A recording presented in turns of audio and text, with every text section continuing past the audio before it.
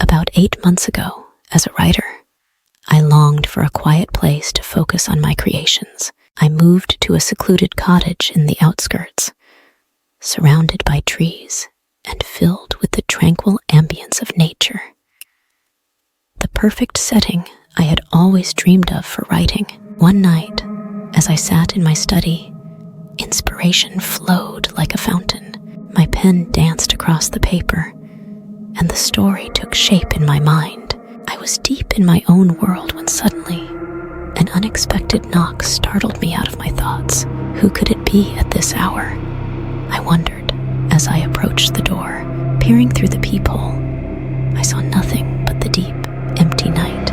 I returned to my study, trying to regain my focus, but the persistent knocking echoed in my ears, making it impossible to concentrate.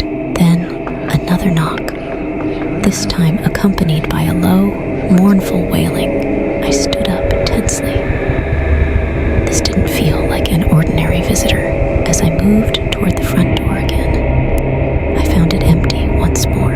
Just as I was about to turn back, a chilling breeze brushed past me, as if something was stealthily approaching.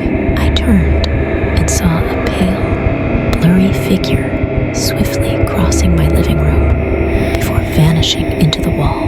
My heart raced, and I could scarcely believe my eyes. I retreated to my study, locking the door behind me. The air grew heavy, and the surrounding silence seemed filled with unnamed dread.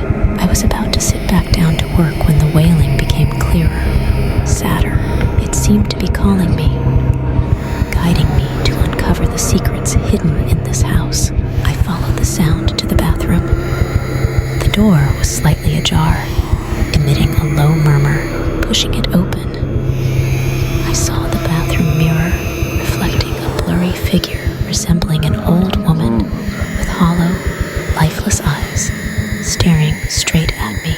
Suddenly, a bone-chilling gust of wind blew through, extinguishing the lights and plunging the entire house into darkness. I screamed in terror, running frantically, trying to find a way out. Just then, something firmly grasped my ankle. I looked down, but could see nothing in the darkness.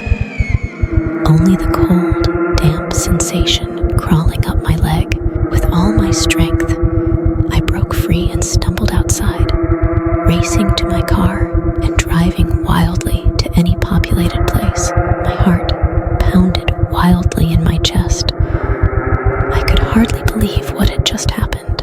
I reached the nearest police station, gasping as I recounted my ordeal to the officers. They quickly arrived at the cottage, but apart from the chaos and silence, they found nothing.